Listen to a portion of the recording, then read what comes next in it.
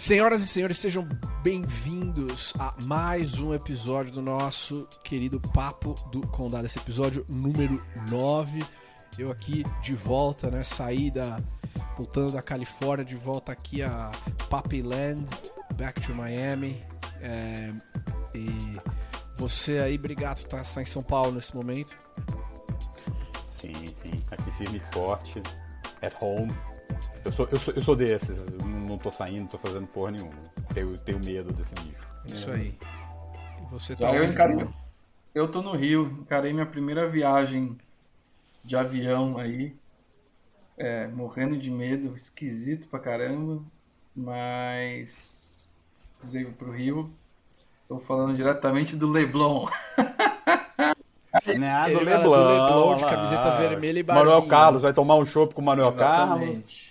Aqui. Que bom. Chico Buarque abençoe você. Essa camiseta vermelha, essa barba aí é pra acompanhar o 7 de Pois setembro? eu não tinha me tocado nisso, tem que tomar cuidado, né? Porque aqui o bicho pega mesmo. Aqui perto das manifestações aqui, a turma vai estar animada no dia 7 de setembro. Excelente. Bom, eu tô bastante animado também.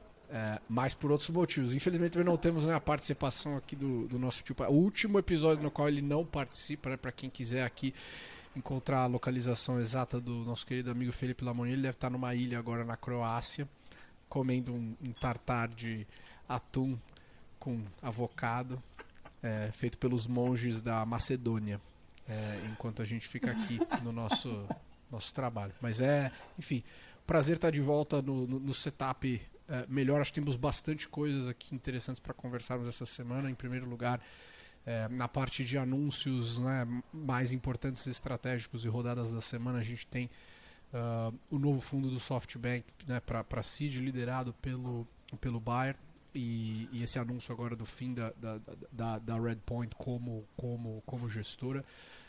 Enfim, Bayer é uma pessoa que é super próxima, amigo, e já co-investimos várias vezes. Acho que interessante a gente conversar sobre, né, o que é mais um veículo fazendo early stage nessa região, ainda mais com, novamente, acho que na carteirinha do SoftBank, muito mais AUM do que os típicos fundos de seed que investem na localidade. Diria mais até que tem um ponto aqui para adicionar, que é a percepção de Latam na Bay Area, né, voltando com o que eu aprendi nessas últimas 2 semanas. Acho um ponto bacana para a gente conversar. Depois a gente tem aqui a rodada da Peer, Series B de 20 milhões de dólares. Mais um acquisition essa semana, né, do Nubank, comprando a SpinPay. Temos também aqui, vamos falar um pouco sobre as mudanças. Nubank, eu vou fazer esse comentário mais na frente. Nubank é uma máquina de PR, né, cara? Pelo menos um anúncio toda semana. Toda semana eles têm alguma coisa, alguma novidade. Que você pelo sempre menos traz eles lá pra lá. Com o que eles fizeram com você deu certo aqui, porque eu acho que 100% dos momentos que a gente falou de Nubank, quem sugeriu foi você. É isso, cara. Eles são a máquina. E tem outros fatores também.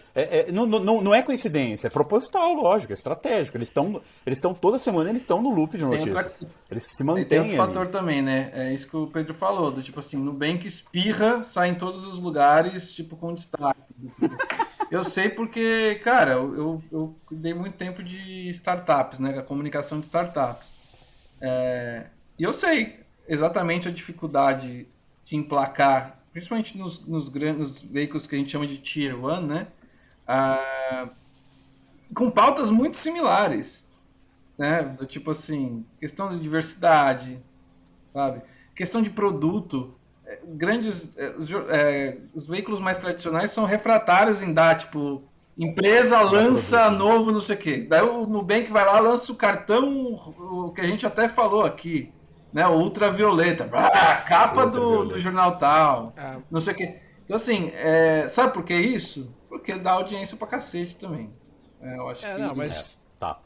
E aí, as pessoas continuando têm... aqui, as outras pausas, mudanças sociais, acho que de normas de vacinados e não vacinados, e um pouco do que a gente tem visto acontecer aqui nos últimos dias e semanas, especialmente nos Estados Unidos. As nossas expectativas aqui para o dia 7 de setembro. E aí temos outros assuntos aqui que talvez dê tempo, talvez não dê tempo. Vamos ver aqui de backup. Mas perfeito. Se quiser, Bruno, continuar com relação ao que você estava falando, desculpa ter te interrompido, era só para terminar. Não, fui sumariamente interrompido, isso cria um protesto aqui. Eu estava empolgadíssimo falando do... Né? Não, mas é o que acontece com grandes marcas, na verdade. Não, eu tava empolgadíssimo abrindo o coração, né? Falou, pô, fazia isso, o Nubank veio e me ferra. Né? Não, posso até falar, o Nubank tá na agência, na Nova, que era a agência que eu trabalhava na época. Então, tipo, estão colhendo esses bons frutos de uma marca incrível. Eu ia falar o seguinte, a questão das marcas, né? As marcas é uma coisa, é um ciclo de retroalimentação, no sentido de essas marcas vão para os top of mind da vida, e aí por isso saem mais na mídia, e aí a mídia acaba falando mais porque tem mais audiência, né? Assim, matéria de Nubank abre 400 vagas home office, por exemplo, pode ter certeza que é a maior audiência do ano de qualquer portal. Porque você pega um conjunto de fatores que dão muita audiência. Uma marca poderosa, emprego, né? E o fato de ser home office, ou seja, a pessoa pode de qualquer lugar do mundo, né, do Brasil, sei lá, trabalhar. Então, quando você junta esses elementos, o PR dá muito certo. Mas não sei porque que eu também... Não é um assunto de hoje, mas eu me empolguei. Você tá aí ressurgindo todo mundo que tá indo à falência, né? Que é basicamente a mídia tradicional, que é absolutamente irrelevante do ponto de vista de criar a pauta e fazer um trabalho decente, somado ao Brasil, que eu acho que é um dos poucos lugares no qual a internet tem esse conceito chamado portal. Né? Não existe um Terra, um G1, um UOL, né, que faz tudo e mesmo pouco. Acho que é um pouco da loucura da América Latina nesse sentido, assim, que dá oportunidades férteis de investimento, mas francamente, assim, o pessoal que continua consumindo informação nesses locais, acho que com certeza está atrasado, né, porque não é lá onde a gente recebe o fluxo de informação imediata. Eu tendo a discordar, eu acho que já houve essa fase em que os veículos tradicionais eles apanharam muito. Eu e o Brigato temos lugar de fala, estivemos lá, né? Inclusive. Não, eu ainda sou veículo. Mas você não é um veículo tradicional, você é um veículo novo, com uma outra pegada, um modelo de negócio diferente, uma proposta diferente. Eu trabalhei quase 7 anos nas minhas 2 passagens na revista Época, que acabou. E, né, foi a segunda revista mais vendida do Brasil, só atrás da Veja. E ela acabou porque ela foi tratorada por né, querer insistir em levar um tipo de informação que as pessoas não queriam ler nas plataformas que a revista disponibilizava, ou que quando disponibilizava em plataformas digitais, disponibilizava da pior maneira possível, com uma interface ruim, né? Então, assim, o que eu acho que aconteceu hoje, principalmente depois da eleição do Bolsonaro, e não por causa da eleição do Bolsonaro, é só porque é um marco, né, na questão de fake news, já vinha com Trump e tal. 16 com Trump. Foi inventado, né? Não foi, né? Foi de verdade, mas ele foi o que naturalmente a dita mídia tradicional virou meio que uma boia de salvação para quem é soterrado por informação no Twitter ou no grupo do WhatsApp. Eu faço muito isso. Eu recebo um monte de informação, né? Vocês também, eu tenho certeza. E a minha forma de checar é saber se saiu no Valor, é ver se saiu na Globo, é ver se saiu no G1.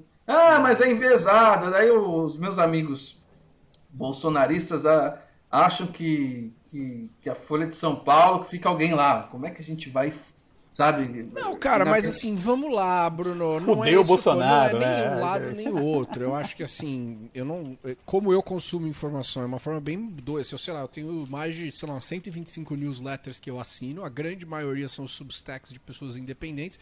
E eu consumo um monte de conta anônima de hedge fund traders dentro do Twitter, que compartilham direct feeds e tal, não sei o que. E aí tem mais um nível acima, que é você entrar Reddit, 4chan, servidores do Discord específicos para temas e tal, tem grupos de Telegram e tal. E aí você tem que ter a sua capacidade de pensamento independente. Mas a última coisa que eu acho que é um negócio que, assim, tirando alguns poucos, assim, talvez um dos poucos veículos que eu ainda confie 100%, assim, falar, não, assim, quase que tudo que tá ali de fato é fidedigno e tal, seria, por exemplo, a Reuters, Wall Street Journal, mas o restante eu ainda acho que Bloomberg também, com certeza. Bloomberg também. Cara, o valor econômico é um puta veículo. O valor, exato. É que eu não sou um leitor, eu não leio o valor, mas assim, talvez o valor seja a versão brasileira desses outros veículos. Que de fato você tem alguém ali que ganha bem o suficiente para poder viver uma vida na qual você não vai ficar um puto, um fudido que fica com raiva dos outros que ganham dinheiro, tem sucesso. Eu não acho que seja o caso da Folha de São Paulo. Eu acho que a Folha de São Paulo é um antro de realmente pessoas problemáticas. Como é também, sei lá, a gente tem problema emocional mesmo, assim, que não foi bem sucedido na vida o suficiente, e aí usa o poder que tem. A Folha é o New York Times, né? Então, assim, são veículos problemáticos. E você tem isso também na direita, obviamente. A Veja é esse exemplo também, entendeu? Essas capas. A Veja é impressionante, como que a Veja, eu tava vendo uns números, agora eu não vou lembrar de cabeça, mas impressionante como a Veja acabou, cara. Você falou da época, mas a Veja também, assim, a Veja já foi a maior revista do mundo, né? 1.200.000, uma coisa exemplar. Hoje tá tipo coisa de 200 mil, acabou. Você viveu essa vida também, Bruno, você sabe disso. Eu tive, né, uma ex-namorada, trabalhava lá também e tal, né? Cara, assim, era uma revista caras, mas assim, tipo, there was a scene, right? There was totally a fucking scene dentro da Editora Abril, quando a Editora Abril fazia dinheiro. E aí você entende, quando você vê como a salsicha é feita, it's very disappointing. Acho que that's only my other point. Eu sou corporativista, eu vou ficar aqui defendendo o veículo. Acho que melhor a gente mudar de assunto, que eu acho que no mar de trecheira que a gente vive hoje, eu acho que, cara, a nossa boia de salvação é o jornalismo bem feito. Eu sei que isso demanda uma energia, porque mesmo dentro de veículos sérios, eu considero a Folha um veículo seríssimo. Mas a Folha abre espaço, por exemplo, com os colunistas, que eu me recuso a citar o nome, porque não quero levantar a bola, mas assim, pelo amor de Deus, sabe?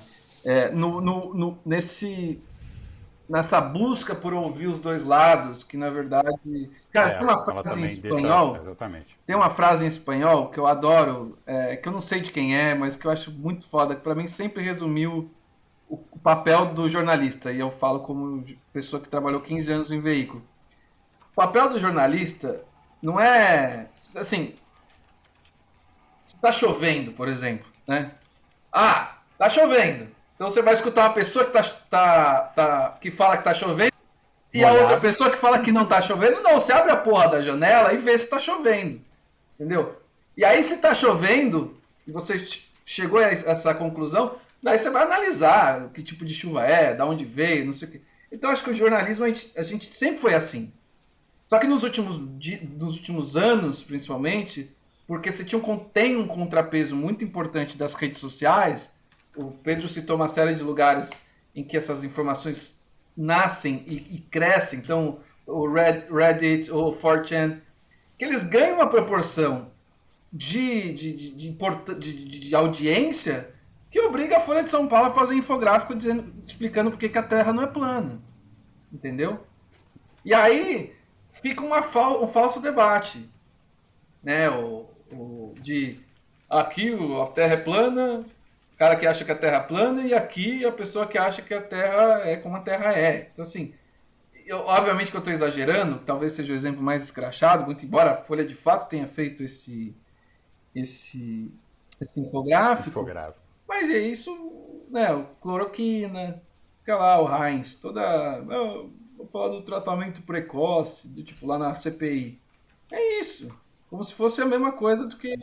Cara, aliás, só pra puxar a CPI, porque eu também vou defender o jornalismo, mas só puxar a CPI, você viu que pataquada essa CPI, o cara fugiu, velho. O cara fugiu da CPI essa semana, o Pedro não viu. O cara fugiu, o depoente fugiu, sumiu. O cara simplesmente sumiu. O cara tava lá. Um bom brasileiro meteu um atestado. Betestado falso, como ótimo brasileiro, comprou ali na Sé, ali, não, comprou do Sírio, né? O médico do Sírio. Aí o cara depois se ligou pra se retratar, falou, não, tô revogando como é que chama? O atestado que eu dei. Cara, ridículo. Que ridículo. Bom, vamos falar. Baixo. Então, Mas enfim, não, concordo com o Bruno 100%, assim, o jornalismo é a salvação. E a frase em espanhol, "Ai gobierno no soy contra", é Não, aquela, a frase em espanhol era se está lloviendo, abra a ventana e... Era alguma coisa assim, era justamente a mesma analogia de abre a janela e vê se está chovendo. Não liga pro cara que fala que está chovendo e o outro que fala que não está chovendo. Mas o Pedro, ele acha essa discussão assim... boring, mas assim, a cara dele, eu vi ele indo assim, né? Então vamos falar sobre... Vamos falar de coisa boa, vamos falar de Você tem razão, mas é mais porque, assim, eu acho que vocês estão defendendo, tipo assim, é que nem você pegar ali, você está defendendo, sei lá, o Joe Biden vai morrer já, tá ali velhinho, fudido. Vocês estão pegando um negócio que não tem solução, assim, o darwinismo is gonna take care of it, que é uma sugestão interessante para como é que você salva o jornalismo mesmo, de verdade. Por exemplo, obrigado, deve ter um monte de gente dentro da sua rede que tá super triste e puta da vida com o dia a dia de trabalho. Entendeu? Em todos os veículos ali e tal. E são pessoas que estão buscando o quê? Uma plataforma para ter mais independência e ganhar mais dinheiro e ter criatividade e tal. Então, pô, como que resolve esse problema?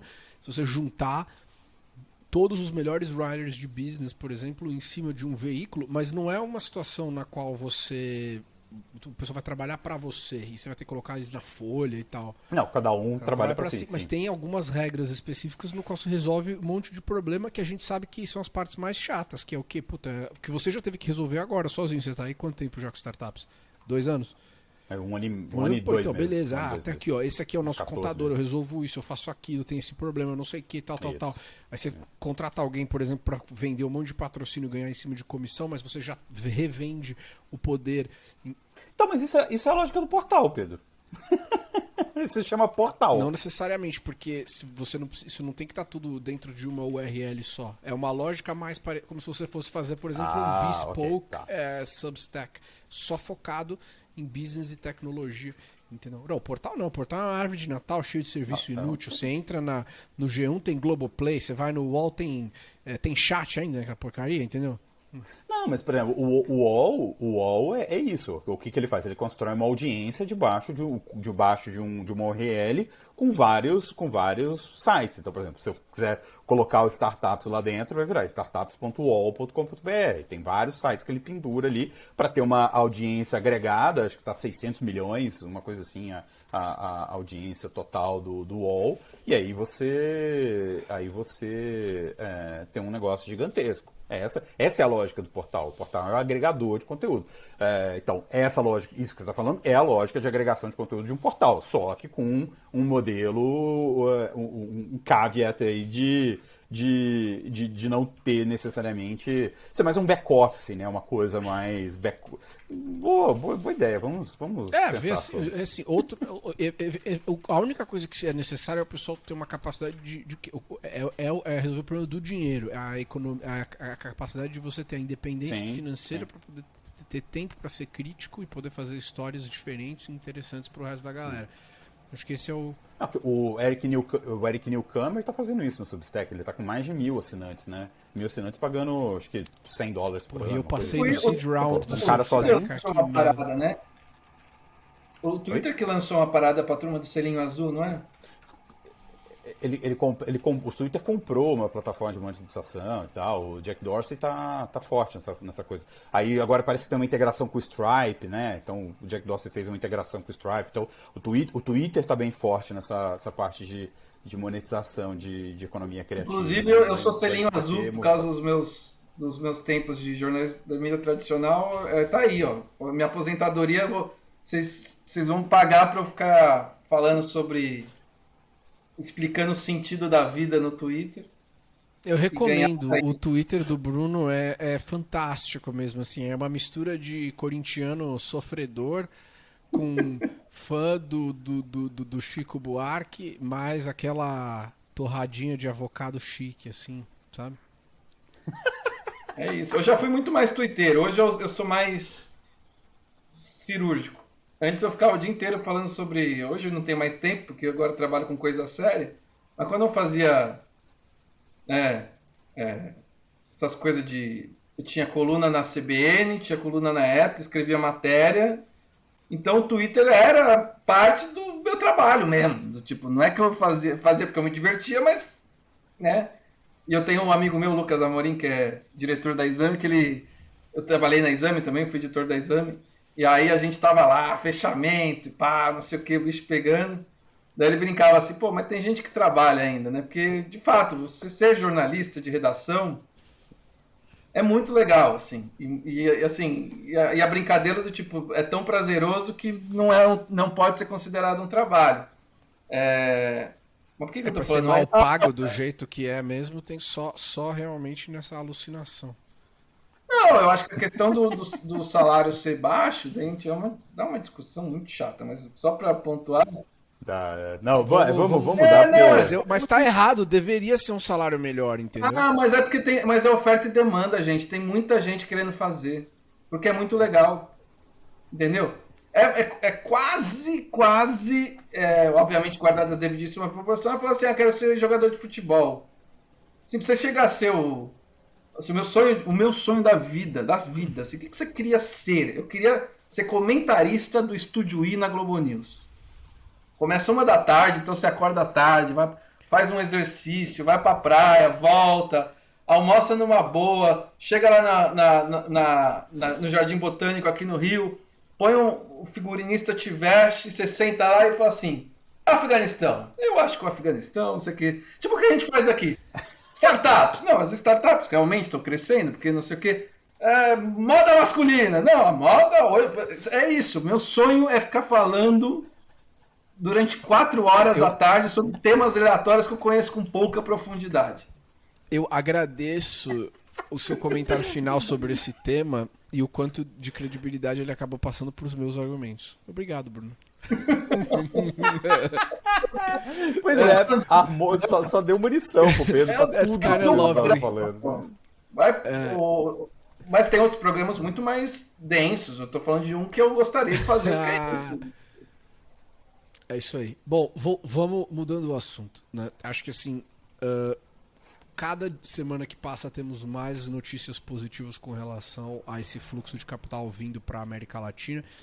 E é interessante porque essa semana a gente teve o Demo Day da Y Combinator, né? Então a gente continua investindo, né, aqui na Atman. Esse ano a gente já investiu um pouquinho mais de $2 milhões em algumas empresas e não fiz uma cobertura completa do Demo Day da maneira disciplinada militar, que eu acredito que é a forma certa, né? Acho que esse foi meu 16º Demo Day da YC, mas assim, tivemos algumas conversas e os preços estão realmente retardados. Assim, eu acho que existe esse furor de Latam e tem tanto capital, é uma questão mesmo de oferta e demanda. Só para passar uma perspectiva, eu faço venture há 8 anos, quando comecei aqui. Normalmente os valuations no começo da minha carreira eram 3, 4 milhões de dólares o seed, e tinha coisa acontecendo até a menos aqui no Brasil, né? Eu me lembro uma vez quando a gente foi fazer um seed de uma companhia que o valuation era 8 e a gente já achou era muito caro na época. E tinha uma regra invisível de que assim, no seed você nunca vai ter double digit valuations, né? Então assim, não tem empresa no seed a mais de 10. Tem companhia hoje que, francamente, no nível de qualidade que a gente vê, se fosse há 5 anos atrás, assim, já na largada ali com valuations de 15, 20, 25, 30, a gente vê coisas até a 50, 60, são times muito experientes, assim, que já fizeram muito dinheiro no passado e especialmente com fundadores que têm a capacidade de autofinanciar o business, né? E a verdade é que, assim, para o mercado certo, com as pessoas corretas, esses valores fazem sentido. Porque ninguém imaginava que o software ia comer o mundo tão rapidamente.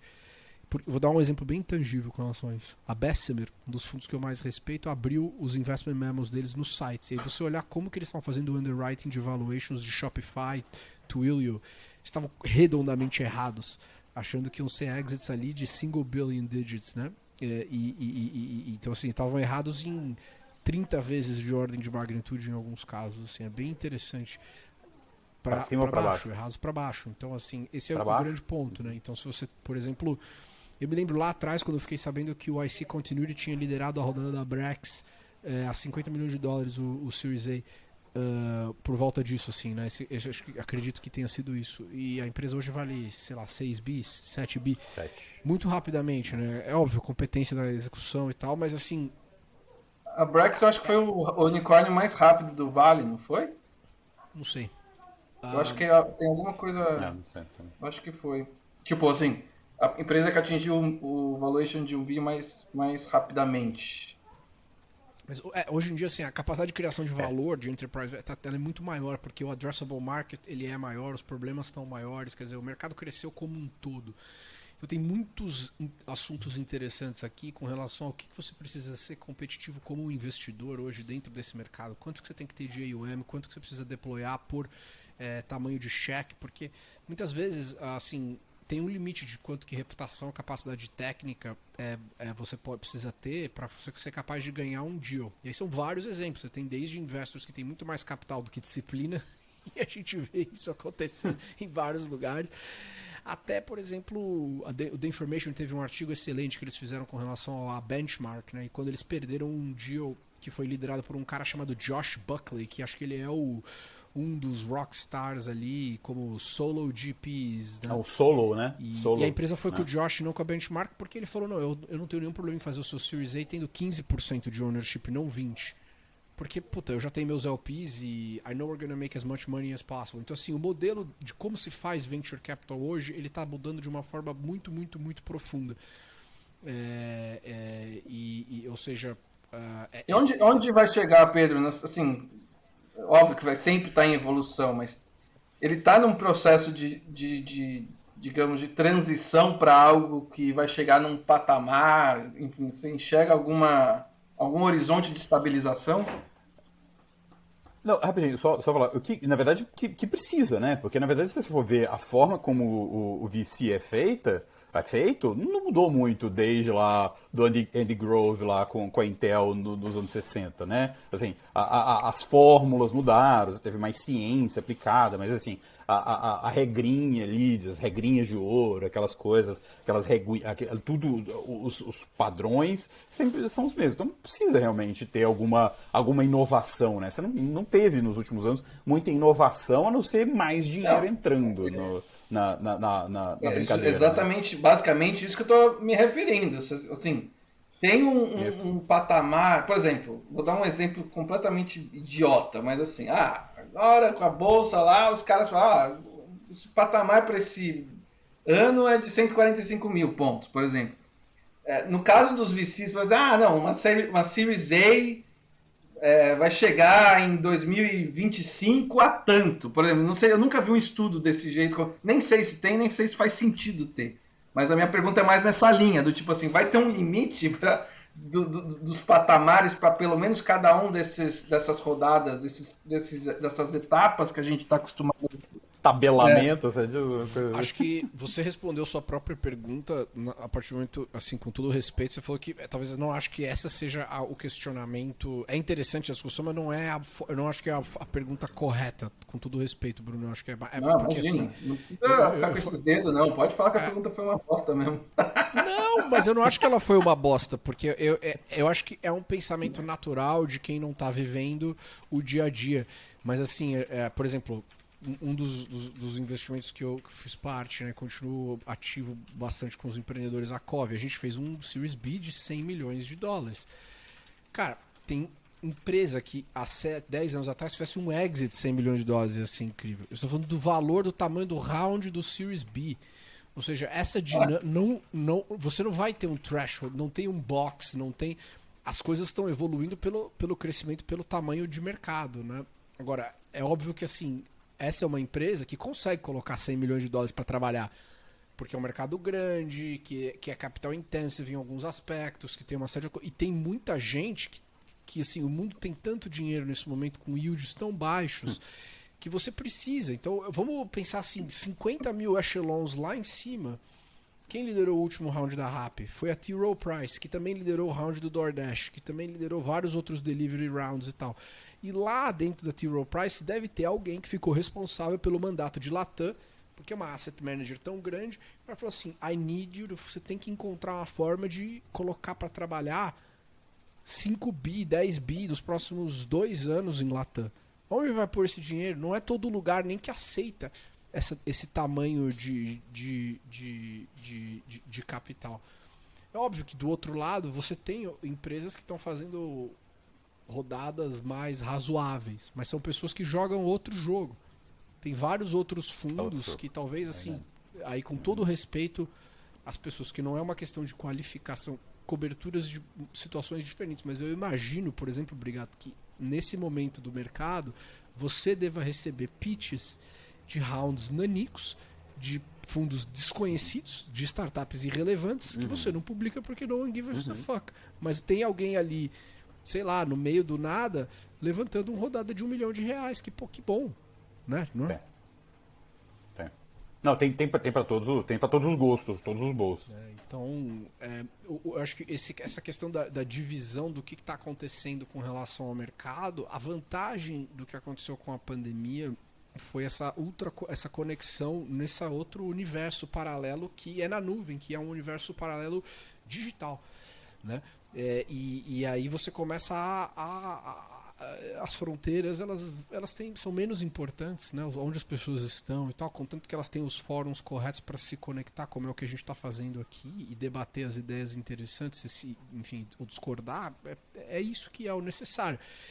Então, a mudança cultural que eu vi nessas últimas semanas que eu estava na Bay Area foi assim, uma quantidade enorme de investidores que há anos atrás, quando a gente tentava mandar deal para esse pessoal, o pessoal falava, I don't do Latam, I don't do Latam. Há 5 anos atrás, a galera que fazia Latam, era porque eu era um cara que tinha vindo pro Brasil, entendeu? E aí foi no Café de la Musique tomar champanhe, transou com alguém feliz e, puta, arrumou uma namorada, de repente, maybe I should start doing Latam. Tinha isso. Tinha gente que começou a rolar, então foi porque é assim que começou. Sim. E aí depois também tinha gente que não, a gente tem uma tese para Latam e tal. Até a gente chegar num nível de educação técnica, por exemplo, com a Angela da Andreessen, que é uma investidora incrível e super experiente, assim, o que a Andreessen tem feito com relação à oportunidade de fintech para Latam, surpreendente, foram anos de maturidade. Mas eu sei porque eu investi nas 2 primeiras empresas que a Andreessen fez na América Latina. Foi a Rappi e a Maitre, né? E não tinha uma disciplina ainda para fazer lá. Tanto que a Andreessen perdeu a possibilidade de fazer o Series A da Rappi para Sequoia e para DST. Porque demorou para conseguir digerir aquilo que estava acontecendo, né? Então a Rappi foi muito pioneira nesse sentido. O Nubank também, obviamente. Mas assim, precisava de mais. Quer dizer, a Rappi era, tinha muito traction, os founders eram muito bons de pitch, mais o selo da Y Combinator. O Nubank era, beleza, o Davi era o cara que tava abrindo a Sequoia na América Latina, então assim, a barra era muito mais alta, né? Tinha que conhecer as pessoas e entender. E no meio do caminho você teve um monte de gente que fez deals que não necessariamente deram muito dinheiro, talvez por razões emocionais. E aí a gente não... A coisa que falta a percepção do pessoal é que a politicagem dentro desses fundos. Sei lá, o Santi Subotovski, por exemplo, da Emergence, ele fez o Restaurando. O Santi é argentino. O Restaurando também é uma empresa argentina. Eu não acho que o Restaurando retornou ou ajudou o DPI do fundo da Emergence que eles investiram. Mas ele fez isso. Será que ele vai estar tão propelled a fazer Latam do futuro? Talvez não. Ele não importa porque ele foi Series B Investor do Zoom. Então, acho que só na física ali, life is good. Ele é um grande investidor, tá? Isso aqui não tem nada... Mas assim, é só para vocês entenderem que eu acho que, puxa, no passado, as coisas que aconteciam eram muito mais difíceis. Era um jogo truncado. Era bem diferente. Cara, hoje em dia a gente vai lá, sei lá, 30% do bet, eu não sei a estatística agora de cabeça, mas assim, uma quantidade significativa do bet da YC é Latam, tem um monte de gente fazendo. E, cara, tem... Você tá mudo, Gustavo?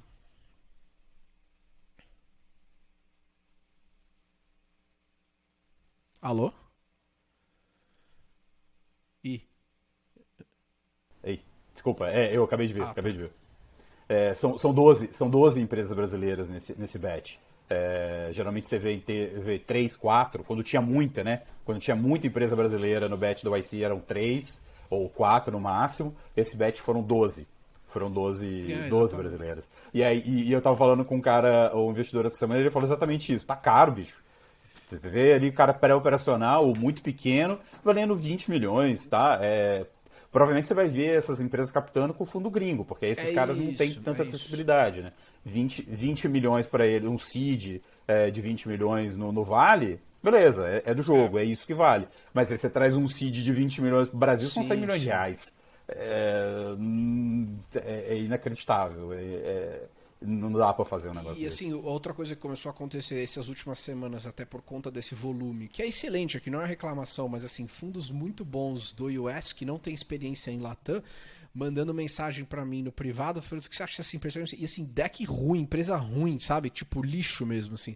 Eu acho que não é todo mundo, é óbvio, mas assim, me surpreende que os VCs do US estão taking meetings with companies que assim, a gente olha aqui e fala, puta, this is not good, sabe? Então, o ponto é, se você está ouvindo esse podcast aqui, você é empreendedor ou empreendedora, there has never been a better time to raise money. É isso aí. E aí, falando nisso, né, se quiser falar, vocês aí do Series B da Peer. Não, o que eu ia falar do Never, que nunca foi tão bom, nunca foi tão bom para captar. Eu acho que ao mesmo tempo, sei lá, tem mais dinheiro no mercado, tem mais empresas concorrendo e a chance de você prosperar se mantém?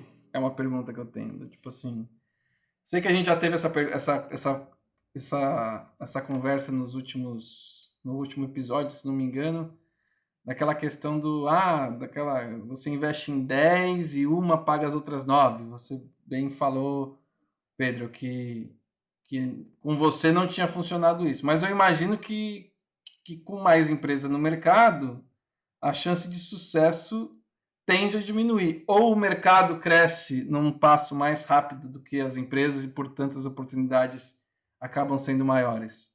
Não sei se é um dilema de Tostines, também é uma pergunta que não faz muito sentido, mas eu queria entender da sua parte o que você acha disso.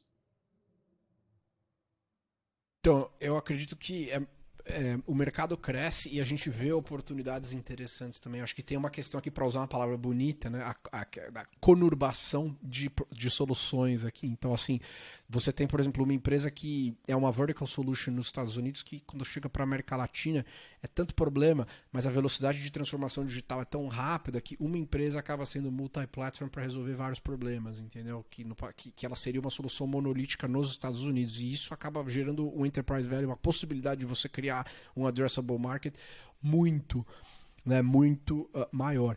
Então, eu acho que as chances de muitas coisas acabarem dando certo são bem altas, na verdade, e é algo que, assim, são tendências tão inevitáveis e tão seculares que é muito difícil, mesmo com governos desastrosos, essas tendências serem derrubadas. Acho que o grande problema é que, e hoje a gente infelizmente não tem isso, né, que a gente não tem, faz tempo já, na verdade, né, já era esse problema com a Dilma e obviamente com o governo Bolsonaro, é um governo minimamente razoável, né, porque eu acho que o grande problema dessa questão, então assim, para responder a sua pergunta, não, as oportunidades existem, eu sou bastante otimista, we're just getting started, não só em Venture, mas em Latam, o asset class ele é minúsculo, ainda tem muita coisa para crescer, tem espaço para bastante gente, a barra sobe, e que bom, porque a barra já era baixa e então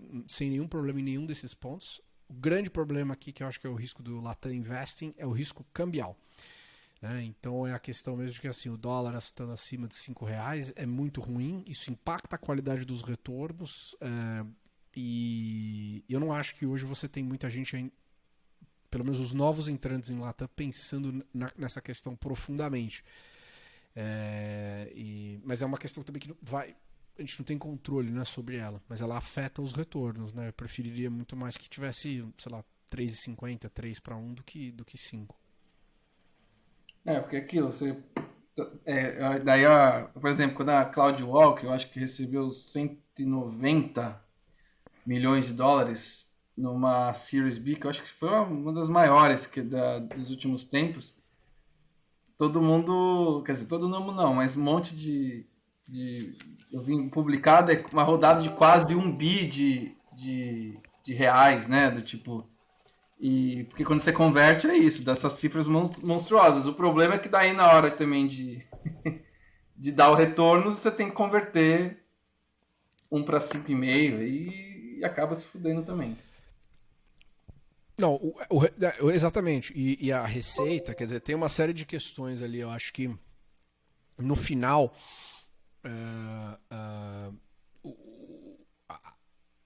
você quer uma companhia que você sabe que vai ter a possibilidade de go public nos Estados Unidos, né? Ou pelo menos ser. E aí com o plano B, talvez fazer o IPO na Bovespa, né? Porque felizmente também o nosso mercado de capitais tem dado um resultado muito positivo para algumas empresas, né? Já esteve melhor. A XP essa semana deu uma bela rebaixada na previsão do Ibovespa, né, para o final do ano, sobretudo porque, enfim, a gente até separou esse tópico como é que tá nebulosa essa questão fiscal do governo, né?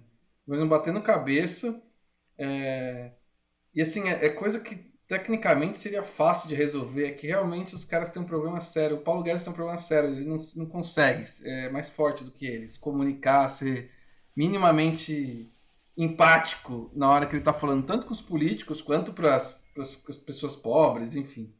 Eu acho que tem um problema aí, já misturando no balaio um pouco de política, mas a gente está com um problema sério no Brasil que a questão fiscal é nebulosa, o PIB deu uma puta de uma ducha de água fria essa semana, né? A gente estava com uma expectativa de crescer 0,2%, algumas no trimestre, algumas... Eu acho que a XP até estava mais otimista e veio uma queda de 0,1%. Eu acho que nesse cenário, enfim, acaba, se não impacta diretamente, mas atrapalha quando a pessoa quer investir no lado de cá. Não deve ser uma coisa que passa despercebido. Não, eu fiquei bem surpreso com esse valor, tanto que se você comparar com o PIB de vários outros países, do Chile até a Austrália, né? A Austrália que acho que é a nova grande ditadura aqui, infelizmente, do planeta. E todo mundo crescendo bem mais do que isso. Assim. Então, como foi que o Brasil chegou num resultado tão horrível, vergonhoso, né? Não há motivos para celebrar com um resultado tão ruim. Eu não tenho essa resposta, viu? Assim, mas a verdade é que pouco também ajuste será feito em cima da estratégia. Eu acho que é só uma questão mesmo de que eu, pessoalmente, por exemplo, estou muito mais cuidadoso. Eu não tenho dúvida que, eventualmente, essas empresas ali que estão levantando esses valuations muito absurdos vão conseguir captar, mas eu tenho que ter uma segurança tão grande na capacidade de construção de valor do time e ter também um desejo profundo de continuar trabalhando com essas pessoas, porque a gente não tem nenhum problema em pagar caro, mas quando a gente sabe que a gente realmente quer. Então acho que, pelo menos, eu sei que no meu dia a dia eu sou mais disciplinado do que o investidor médio em venture, mas a coisa chegou num nível hoje de preço que você tem que levantar muito mais capital para ser minimamente competitivo. Então, no US, e lá tá todo mundo, acho que assim, perdeu um pouco da disciplina com relação ao valuation, imaginando que tudo vai fazer IPO. Então tá realmente as coisas, acho que abriu-se uma porteira perigosa intelectualmente falando, que a gente não vê, pelo menos eu não sei, né, se os nossos amigos da Faria Lima continuam fazendo os ajustes necessários, tendo em vista esses resultados macro do Brasil tão disappointing, assim. Né? Não, mais do que os resultados macros, porque assim, eu acho que até pouco tempo se ignorava o fato da gente ter um Plateu Minto como presidente da República, porque tinha lá uma... Eu não sei o que é essa palavra. Você explica pra mim? Plateu Minto? Você não lembra da sua aula de biologia? Das aulas de biologia, fugiu? Os nemateumintos. Você fugiu do Mackenzie. Aquele achatadinho assim, meio limitado, uma ameba. Ameba não sei se é ameba não, beleza, ok. Não, eu lembro do complexo de Golgi, da mitocôndria, da bomba de sódio e potássio. Mas, porra... Então, Não, isso é certo. Não, Se a gente não tivesse pra ter o mito esse piro errado. unicelular, né? É. Não, agora Se a eu gente falei não merda. tivesse esse retículo endoplasmático rugoso ocupando a cadeira de presidente do Brasil, a gente poderia estar numa situação muito melhor. E eu acho que se ignorou isso durante muito tempo, Então, porque não sei, não dá pra dizer, apesar né? dele, apesar deste imbecil, a gente tem um governo que opera pelas regras do mercado, que vai criar reformas ou algumas. E na prática viu que assim, é uma conversa de. Esse governo é uma grande conversa de louco. Cada um fala um negócio. Paulo Guedes não se entende com o Tarcísio, que não se entende com outro ministro. E aí eu acho que o mau humor do mercado, eu acho que essa questão do susto com o PIB é a ducha de água fria final. Assim, deram um tapa na cara da Faria Lima e falaram assim, entendeu? Que não vai pra frente essa merda. It's the economy, stupid. Entendeu? É sempre Entendeu isso. que it's não the dá, economy. não dá para botar um maluco no poder, porque é isso que acontece, porque assim, poder, as pessoas entram com o discurso, posto Ipiranga, caralho a quatro, e chega lá e não deixa ninguém fazer as coisas corretas. Então assim, eu não sei porque que a gente entrou nesse assunto. Você que botou sua. Você que Você entrou, sempre brother. puxa a corda. Não, assim, Você não, sempre puxa pra esse lado. Você baixa. eu tô tentando lembrar porque. Não, eu tô falando assim, então o mau humor do mercado ele não tem mais a ver só com o mercado. Então, assim, só com o resultado de hoje, que na verdade reflete o trimestre. Não, pelo contrário. Acho que o mau humor do mercado, não, assim, há uns, sei lá, uns meses atrás, você via o mercado, né? Esse ente que paira, né? Essa coisa maluca. Você via, tava tudo bem, cara. Porra, a bolsa chegou a 120 mil. Tava lá, quando vai romper? 120, isso aqui, tal. Agora, hoje, eu acho que subiu um pouquinho, fechou em 116.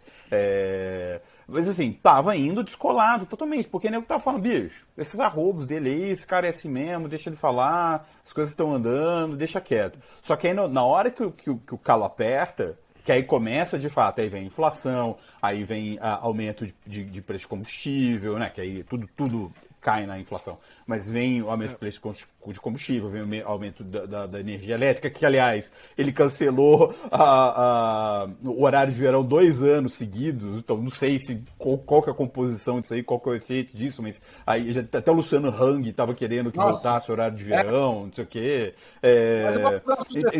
Aí você vê essas coisas tendo efeito na economia, aí o cara fala, pô, não, agora eu vi que não dava para fazer isso. Daí agora eu vou tirar dinheiro, agora eu vou ficar preocupado. Pô, Não, é um desastre. Eu não gosto nem de ficar falando, que eu fico deprê de falar do inominável. A questão é, se a gente de fato tiver um problema na matriz energética, quando a temperatura aumentar no verão brasileiro, somado a uma questão de um cenário hiperflacionário, aí realmente é insustentável a possibilidade dele se manter no poder, porque daí o preço da burrata no Itaim vai ficar mais caro. E como é que a gente vai sobreviver? Então, a inflação da água aquapana vai pegar, bicho. Quando o dólar bater a 6, e aí? Não, mas, cara, eu preciso bater num ponto. Esse cara não vai concorrer à eleição. Não vai. A gente está falando de um cara de reeleição, de um cara que não vai concorrer. Ele não tem partido e ele não vai conseguir um partido até o meio do ano que vem. Ele sabe que ele não vai concorrer porque ele não tem capital político para comprar ninguém. Ele tá, qual que é a bravata? A bravata é dia 7 de setembro. Por isso que ele está inflando a massa para ganhar capital, para conseguir um partido para o ano que vem. É isso. Essa é a conta. Porque hoje ele é um cara sem partido. Ele não entra na eleição, ele não participa. Não adianta ficar fazendo pesquisa de opinião. Hoje o Bolsonaro, se a eleição fosse hoje, o Bolsonaro não concorreria. É isso. O Bolsonaro está fora dessa eleição.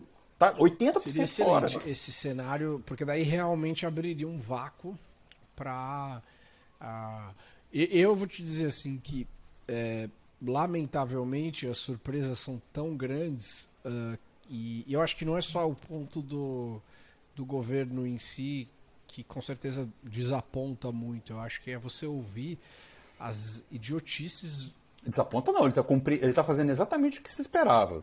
Cagada. Não, mas acho que sim, mas ao mesmo tempo assim, as atrocidades que os apoiadores oficiais falam é uma loucura. Mas eu não mudei minha opinião desde a primeira vez que a gente fez as nossas gravações e conversas. Assim, se for ele contra o Lula, eu vou votar nele.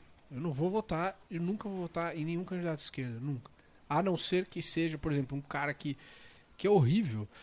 Eu acho ele lastimável, mas entre o Lula e o Ciro Gomes. Aí você vota no Ciro Gomes, é óbvio, né? Não tem o que fazer. Eu acredito piamente que esse cenário de Lula e Ciro, Lula e Eduardo, esqueci o nome do governador lá do Rio Grande do Sul, né? Eu acho que esse cenário do Bolsonaro fora Eduardo Leite. Esse é o que Eduardo se Leite. declarou Eu homossexual publicamente. se assumiu, né? Bolsonarista homossexual, né? Então, você vê, ele falou que se arrependeu. Não, também, ele né? não, É mais ele não é Ominion. bolsonarista. Ele é daquela turma antipetista que votou no Bolsonaro porque o PT vai destruir o país, blá blá blá. Enfim, estamos aí, né, gente? E o Dória, Esse né? governo Temos o Dória, né? Mas eu acho que o que tem que se prestar atenção é isso. O Bolsonaro não tem partido, provavelmente ninguém tentou criar o partido dele, não conseguiu. Teve uma aproximação com o Roberto Jefferson, aí só que o Roberto Jefferson foi preso, não sei o quê, então tem toda essa coisa. Eu não escolheria do cálculo político tentar derrubar o Roberto Jefferson para tentar assumir o poder ali no PTB. Ele e os filhos tentaram dominar o outro partido lá, Podemos, era isso, agora me fugiu qual que é o nome do partido. Não conseguiram também, que teve lá a revolta de quem não queria, porque o Bolsonaro quer ir para um partido que ele possa controlar. O Bivar, por exemplo, o Jorge Bivar do PSL, qual que foi o problema? O Bivar trouxe o Bolsonaro ganhou e o Bolsonaro quer assumir o comando do PSL. O Bivar falou, não. O Bolsonaro, para resumir essa história, para a gente entrar num assunto muito mais legal que eu e o Pedro vamos sair na mão virtualmente, já assim, o Bolsonaro ele tem uma capacidade de apodrecer tudo que ele toca. Então, assim, ninguém quer levar o cara pro partido, por mais que seja uma oportunidade, que o cara arraste um monte de voto, porque sabe que ele vai destruir tudo. E tem esse negócio também, de que vai arrastar quanto? Tem um cálculo, acho que uns 40 deputados, uma coisa assim que ele teria, mas será que ele leva mesmo? Então, assim, e antes de mudar do assunto, porque como vocês bem sabem, o filho do Lula é o dono da Friboi, o Bolsonaro, os 4 filhos do Bolsonaro hoje são investigados pela justiça. Os 4, tá? Os 4. Então, assim, se o problema era corrupção numa família, meus amigos, acho que a gente está muito mal representado, né? Pelo menos, claramente, o problema não é a corrupção. São outras questões que eu acho que não demandariam um programa de 2 horas só para a gente elaborá-las. Mas um papo, a gente falou em Twitter, né? Pedro postou um negócio em Twitter que eu falei, essa discussão é legal. A questão do passaporte, não o passaporte da vacinação, é o seguinte, qual a expressão que você usou, Pedro? Agora me fugiu. Da imunidade, né? Não, é uma discussão ética e legal. Manda bala, eu já sei. Não, é uma discussão ética de legal, é o seguinte, até onde as empresas, o setor privado principalmente, tem o poder e o governo de primeiro, te obrigar a tomar vacina, até onde o Google pode demitir os funcionários que decidam não tomar vacina. E aí, eu sou do ponto, eu parto do princípio que vacina precisa ser obrigatória. Tá? Porque não é uma questão de escolha individual. A escolha coletiva aí se sobressai. Porque daí a gente pode entrar nos detalhes, mas basicamente o big picture da coisa é essa. E eu sei que o Pedro tem uma opinião um pouco diferente, eu queria ouvi-lo. Bem diferente, né? Mas, enfim, primeiro ponto é, assim, eu na semana passada, só para deixar claro, 100% vacinado e devo tomar meu booster ali, eu vou pro Brasil em uns 20 e poucos dias, vou tomar esse booster antes de ir para fazer essa viagem, tá? Então, esse eu acho que é o primeiro ponto aqui. Porque eu acredito sim que eu já estive em contato com esse vírus muitas vezes nesses últimos 6 meses, com certeza. E não tive nenhum problema porque eu estava vacinado e tenho um bom sistema imunológico, cuido da minha saúde, né, etc, etc.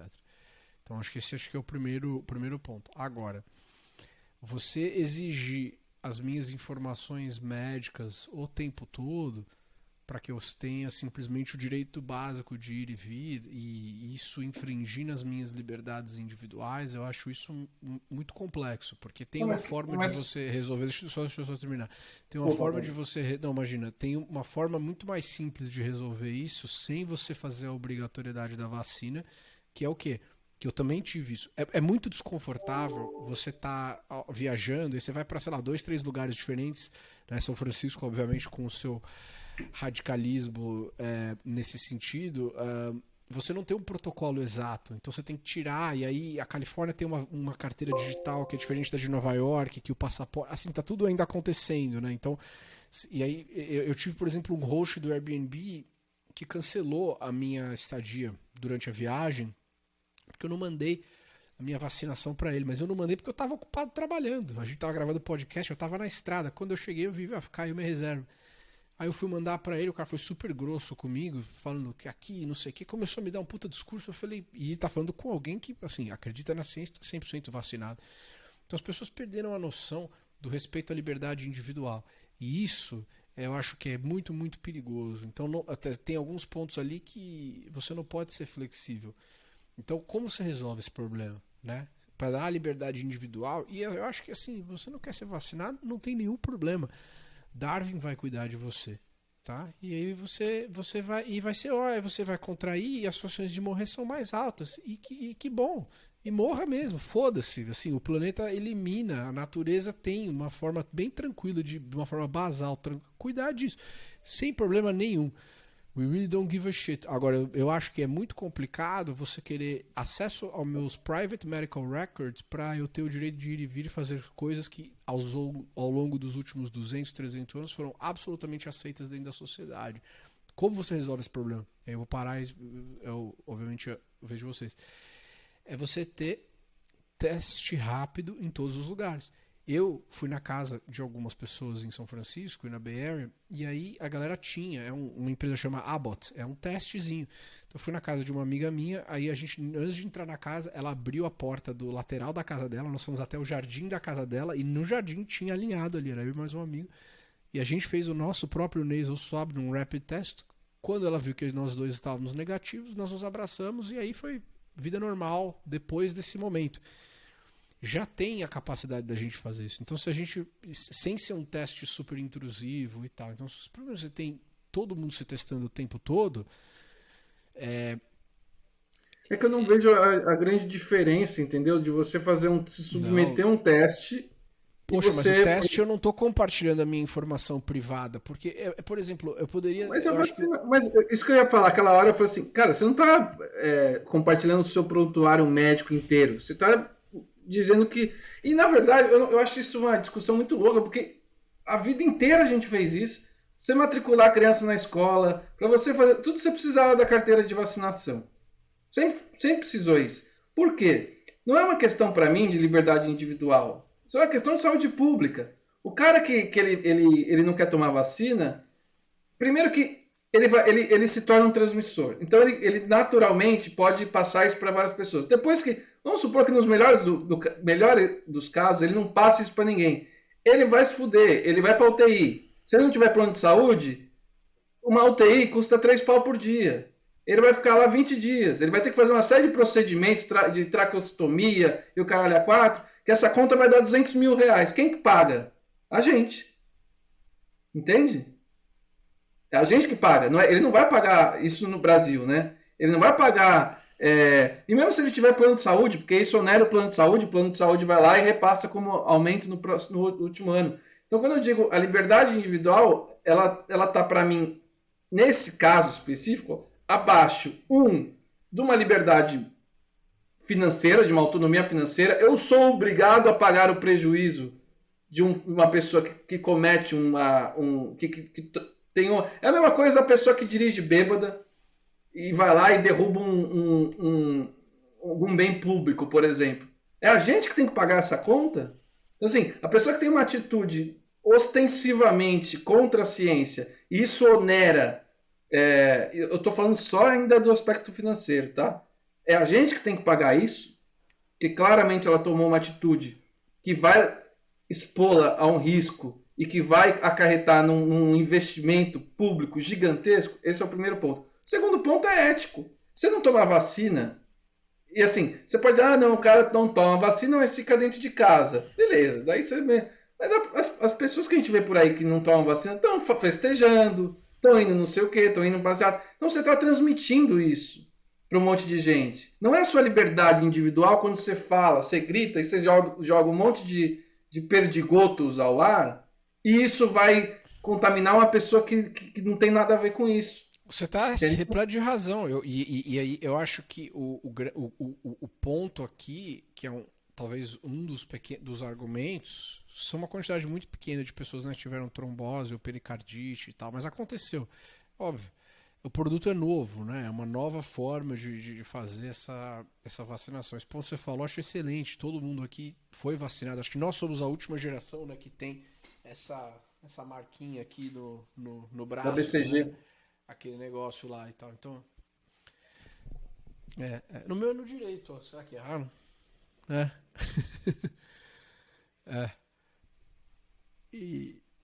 Eu também sou canhoto, olha só. Não, Mas eu entendo o seu ponto, mas se você analisar todos os problemas que ocorreram com essas vacinas e tal, todos eles foram proporcionalmente totalmente dentro da média. Que é isso? Você, não, mas dá trombose. Daí você não toma um cataflã, entendeu? Daí você não faz mais nada, porque tudo tem reação. Claro. Não, tudo mas eu acho que essa é uma argumentação, na minha opinião, relativamente razoável com relação a você falar, bom, é o meu corpo, eu vou tomar essa decisão. E aí, eu, por exemplo, eu fui em todos os jantares e eu segui todas as regras. Agora, é um saco, entendeu? É uma situação muito estranha. E aí, por exemplo, eu acho que tem um argumento interessante que é você falar, e o staff desse restaurante, ele tá também 100% vacinado? Tem uma forma de eu poder checar isso, se eu quiser? Eu não fiz nada disso, nem passou pela cabeça. Eu tava indo lá, só queria jantar em paz, leave me the fuck alone. Mas assim, tem gente que acha que isso aí é relevante. Então a gente tá vivendo uma alucinação coletiva muito louca, entendeu? Assim, que tem muita coisa que não tá fazendo sentido. É que eu acho que a pandemia, a própria expressão pandemia é assustadora. Uma pandemia exige medidas radicais, porque a pandemia é radical. É um ataque radical à humanidade. É um ataque radical da natureza à humanidade. Se a humanidade não tem uma resposta radical, provisória, tá? Provisória, até que se volte a uma suposta normalidade, a gente vai ser engolido por essa merda. Mas eu acho que esse que é o grande problema. Eu acho muito, muito, muito difícil dela ser provisória. Você vê o que está acontecendo na Austrália agora, cara.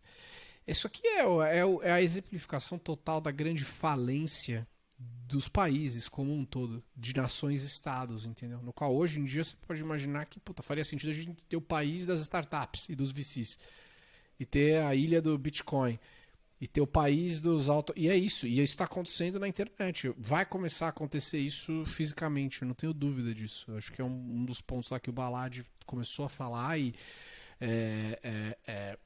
porque o meu medo, Bruno, com relação a isso que você está falando, é acontecer o que está acontecendo na Austrália. É muito triste, cara. O ouvinte que não está sabendo, fala um pouquinho só, porque o que está acontecendo na Austrália? Um vídeo, acho que assim, o país perdeu a noção, né, que tudo em nome exatamente dessa argumentação que você está falando. É uma situação radical, exige medidas radicais. Então o governo vai chipar um aplicativo que você tem 15 minutos para mandar uma selfie da onde que você está. Caso contrário, você toma uma multa. $200 australianos se você não estiver usando máscara. A polícia, nessa semana, teve um vídeo. Tentaram prender um cara que era um pai com a filha de 3 anos num parque, sozinho, não tinha ninguém perto deles. E a polícia veio para cima dos caras, né? O que está acontecendo na Austrália...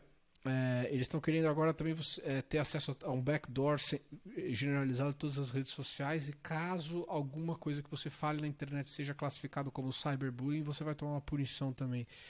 Então, assim, a dificuldade é que o mesmo argumento que você falou, que o poder eventualmente transforma pessoas que eram relativamente razoáveis em pessoas malucas, está acontecendo ali. E eu acho que esse é o grande ponto do porquê que os Estados Unidos continua sendo a melhor nação do mundo, na minha opinião, é porque a liberdade ela é defendida a todos os custos, mesmo que seja de uma maneira desorganizada e caótica. Eu nunca imaginei que o que tem acontecido nesses últimos 6 meses na Austrália fosse ser possível num país como a Austrália. Né?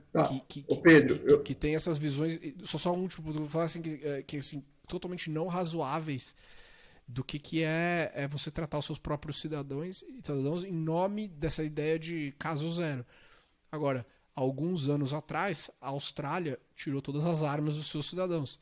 Ao passo que aqui nos Estados Unidos as pessoas ficam insatisfeitas. É um absurdo o que aconteceu no January 6, mas entrou um monte de gente com arma no Capitólio, dá um calor nos políticos. Existe um check and balance. É claro que a milícia americana não vai tomar o país, que sim, o exército americano tem o controle da nação, caso aconteça um negócio maluco. Mas você ter uma quantidade relativamente grande da população descentralizada, armada, ajuda a ver que assim, o Estado começa a fazer esse tipo de merda, você tem como se defender. Não, aí em vez de comprar feijão, vai comprar fuzil. Que é uma loucura também, não faz sentido nenhum, entendeu? Mas você tem que estar, pra você ter paz, você tem que estar pronto pra guerra. Na minha visão. Não, é de se esperar que eu discordo radicalmente, mas eu acho que já estamos no tempo estourado. Mas eu acho que eu concordo com o que você falou. Quando eu falo em medidas radicais, eu não estou falando em esse tipo de coisa que a Austrália está fazendo segundo o seu relato. Eu confesso que eu não consegui ver com o detalhamento que eu gostaria. Mas eu estou falando quando eu digo medidas radicais, é isso, bicho. É te obrigar a tomar vacina que cientificamente, dentro de com todos os poréns, ela é chancelada pela FDA, pela Anvisa, etc.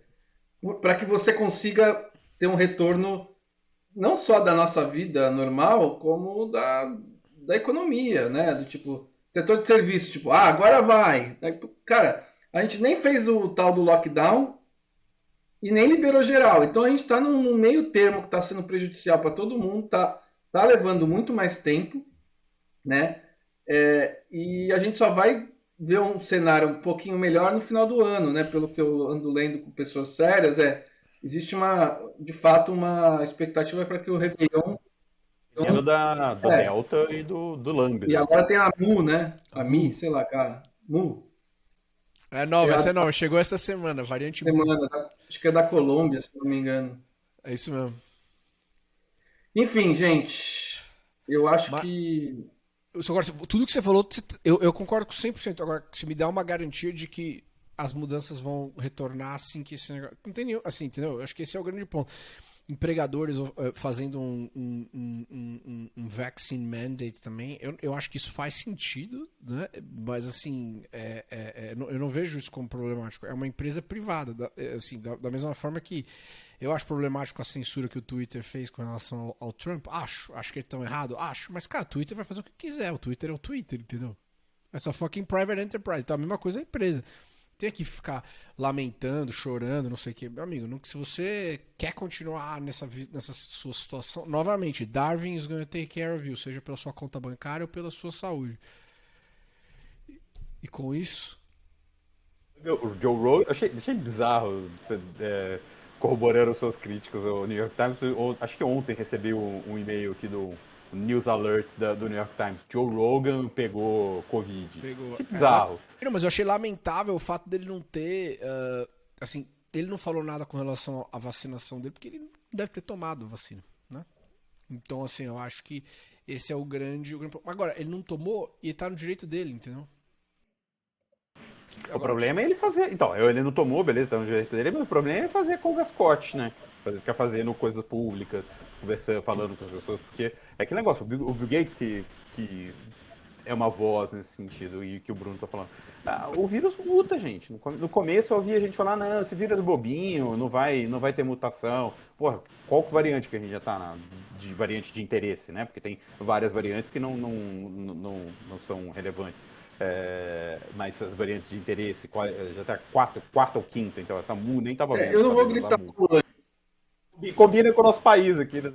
Eu não vou gritar gol antes, mas assim, eu acho que um país da extensão do Brasil, o que está causando problema. A Delta aqui no Rio está pegando, mas São Paulo, gente, teve uma morte, uma, em São Paulo inteiro, registrada com a variante Delta. Então, é impossível não ser otimista, porque também, se a gente não for, né? Pô, tá começando a entrar sob controle. Ontem, eu não sei os dados de hoje, a gente está gravando sexta-feira às 7h30 da noite, mas quinta-feira ontem, 2 de setembro, a gente estava com queda de 26% de casos e queda de 25% de mortes. Então, assim, estamos numa trajetória ainda patamar alto, mas uma trajetória positiva. E eu quero acreditar que a Ivermectina. Que, Ivermectina. by the way, também é uma droga que você dá... Vacina fazendo efeito, caralho. É a vacina, porra. Então, Não com é. essa deixa, esse papo de vacina me deu vontade de tomar cerveja, não sei porquê. Corona. Tomar cor extra. Vai tomar, cara. Alright. Então, terminando aqui nesse tom light, todos nós aqui vacinados. Caso você não seja vacinado, fique tranquilo. Darwin vai resolver todos os problemas da sua vida, tá? Fique em paz. Porra, é só morre sozinho em casa e não enche o saco, tá? Ou você que não quer tomar vacina. Olha que simpático. Esse é o amor hippie.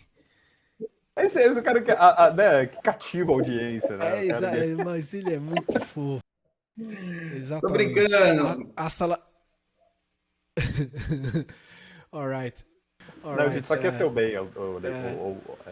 Exato. Bom, senhores, Obrigado. um ótimo final de semana pra vocês. Pra vocês também. O feriado, com o juízo aí no 7 de setembro. Eu vou sair com a minha arma e a minha Bíblia, né? Você vai na manifestação aí em Miami? Vai ter. Eu nem sei, eu não tenho tempo pra essas coisas, cara. Meus grupos de bolsominions lá. Tem uns convocações para eu nunca nem dei um tiro na minha vida, tá? Só pra deixar claro. Nunca nem dei um tiro. Cara, eu dei em Miami, em Las Vegas, naqueles stands. Eu lembro, eu tava lá. Eu não fui atirar, porque, enfim, tinha outras coisas menos importantes pra fazer, mas eu lembro que você foi. Cara, a sensação de poder que uma arma te dá, assim, sabe? É muito... Mesmo que seja você tá no stand ali fazendo um negócio rápido, mas é muito louco quando você tá com aquele negócio na sua mão, assim. É mesmo, sei lá. Deixa... Olha só. Roda a vinheta. Arma. Não, mas em realidade, se você quiser expressar o que seja lá o que você queira expressar no dia 7 de setembro, vá às ruas e expresse a sua liberdade de expressão. Só não foda com a liberdade dos outros. E é isso aí. Amém. Tá? Sejam felizes. Um abraço a todos. Tchau.